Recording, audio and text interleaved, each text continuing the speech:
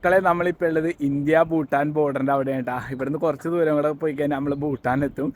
അതുപോലെ തന്നെ ഈ ഒരു ബ്രിഡ്ജിൻ്റെ അവിടെ നോക്കുമ്പോൾ നമുക്ക് ഭൂട്ടാനിലെ മലനിരകൾ കാണാൻ പറ്റുന്നുണ്ട് കേട്ടോ. ആ കാണുന്ന മലനിരകൾ മൊത്തം ഭൂട്ടാൻ്റെ കേട്ടോ. അടിപൊളിയാണ് കേട്ടോ. അവിടെയൊക്കെ ചെറിയ രീതിയിൽ കോടയൊക്കെ ഉണ്ട് മേലിൽ. പിന്നെ അതുപോലെ തന്നെ ഇവിടെ കാണാൻ പറ്റിയ ഒരു ഫാക്ടറി ഇല്ലേ, അത് ഇന്ത്യയുടെയാണ്. അതുപോലെ തന്നെ അതിൻ്റെ അപ്പുറത്ത് കാണാൻ പറ്റിയതില്ലേ, അത് ഭൂട്ടാൻ്റെ കേട്ടോ. അടിപൊളിയാണ് ശരിക്കും. ഇവിടെ ഒരുപാട് ഭൂട്ടാൻ വണ്ടികൾ വന്ന് പോകണ്ട. ഇന്ത്യക്കാരെക്കാളും കൂടുതൽ പോണത് ഭൂട്ടാൻ വണ്ടികളാണ്. അതായത് ഭൂട്ടാനിലെ ആൾക്കാരാണ് ഇന്ത്യയിലേക്ക് വരുന്നത്. ഇന്ത്യയിലെ ആൾക്കാർ ഭൂട്ടാനിലേക്ക് വലിയ കുറവാണെന്ന് തോന്നണ്ട. കാരണം വേറെ ഒന്നും കൊണ്ടല്ല, ഭൂട്ടാനിൽ നമുക്ക് യാത്ര ചെയ്യണമെങ്കിൽ ഏകദേശം ഒരു ദിവസം 1200 രൂപ പ്ലസ് പിന്നെ നമ്മളൊരു ഗൈഡിനെ എടുക്കണം കേട്ടോ.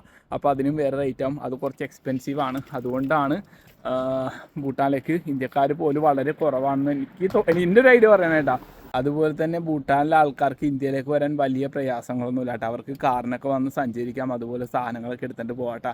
ഇവർക്ക് കൂടുതലും വന്നത് ടാക്സ് ആണ് കേട്ടോ. ആ ഒരു ടാക്സ് മാത്രമാണ് ഇവരിൽ നിന്ന് പിടിക്കേണ്ടത്. ബാക്കി അല്ലാണ്ട് പ്രൊസീജിയറൊന്നും ഇല്ല കേട്ടോ.